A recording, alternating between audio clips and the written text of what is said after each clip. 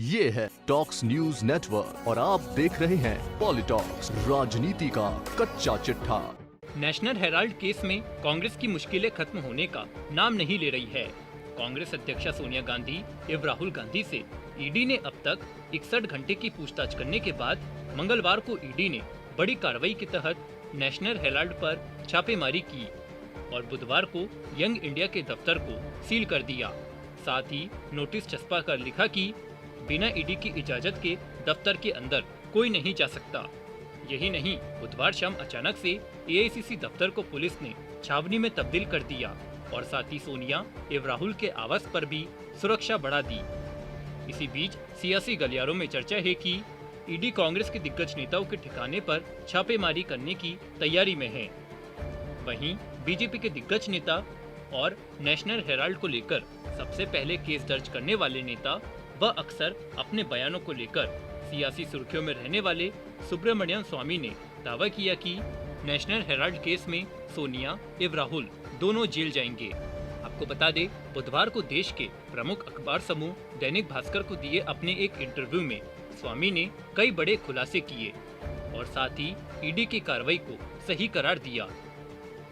सुब्रमण्यम स्वामी ने ये भी कहा कि ईडी सही दिशा में अपनी जांच कर रही है और मेरी उनसे बातचीत भी हुई है। मैंने ही ईडी को इस केस की पूरी शिकायत की थी।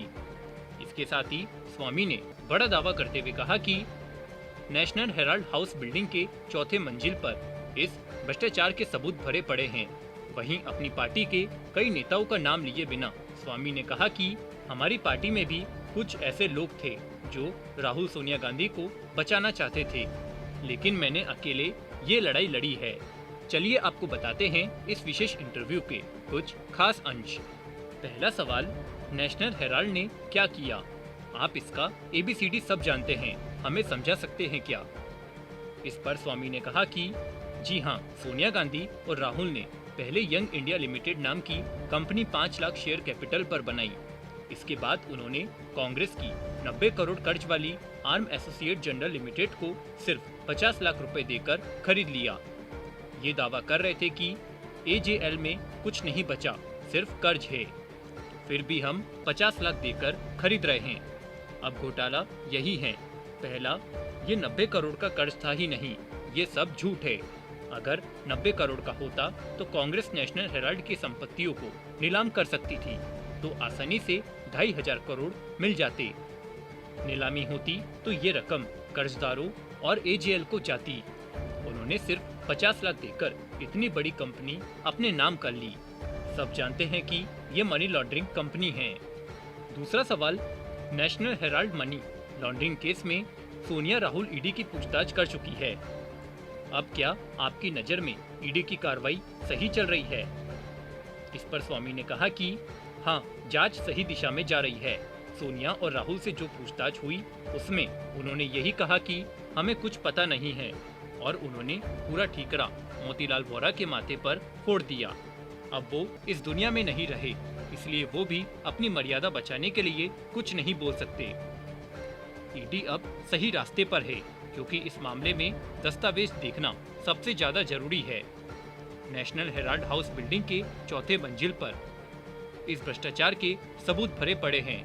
सवाल नंबर तीसरा, आपने इस केस की कवायद 2013 से शुरू की। आज 2022 में केस पूछताछ और रेड पर ही पहुंचा है। कार्रवाई होने में इतना वक्त क्यों लग गया? इस पर स्वामी ने कहा कि इसमें कोई नई बात नहीं है। हमने कोर्ट के हिसाब से सिद्ध कर दिया कि इस केस में घोटाला हुआ है।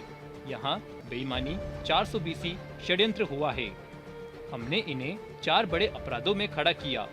चौथा सवाल, नेशनल हेराल्ड केस में अगर आप ईडी की मदद करना चाहे तो उनको क्या सलाह देंगे जिससे केस की जांच तेजी से पूरी हो और केस में अब आगे क्या होगा?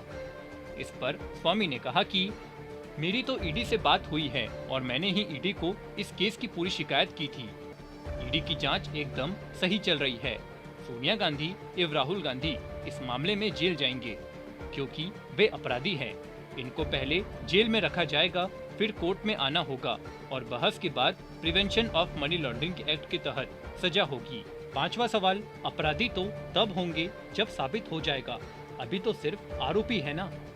इस पर स्वामी ने कहा कि एक ही बात है, मेरी नज़र में वो अपराधी है। सारे दस्तावेजों को देखकर ही मैंने केस किया है और मैं एक एक कदम पर जीत कर आया हूँ। अरुण जेटली की वजह से थोड़ी देर हो गई।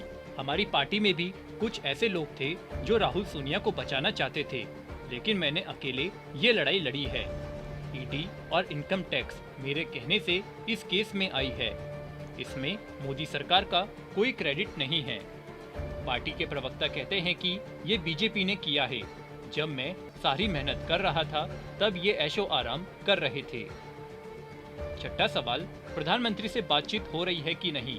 आखिरी बातचीत कब और किस मुद्दे पर हुई? इस पर स्वामी ने कहा कि ये मेरे और प्रधानमंत्री के बीच की बात है। सातवां सवाल, चर्चा है कि अब आपकी ही पार्टी में बन नहीं रही, किसी पार्टी में जा सकते हैं क्या? इस पर स्वामी ने कहा कि ऐसा कुछ नहीं है, मैं अभी भी बीजेपी का कार्यकर्ता हूँ। मुझसे पार्टी के लोग मिलने आते हैं। ये सब मीडिया बातें बनाता है। पार्टियों के अंदर भी लोकतंत्र होता है। पहले कांग्रेस में भी नेहरू की चीन के प्रति नीतियों की दूसरे नेता आलोचना करते थे। पॉलिटॉक्स ब्यूरो, दिल्ली। ये है टॉक्स न्यूज नेटवर्क और आप देख रहे हैं पॉलिटॉक्स, राजनीति का कच्चा चिट्ठा।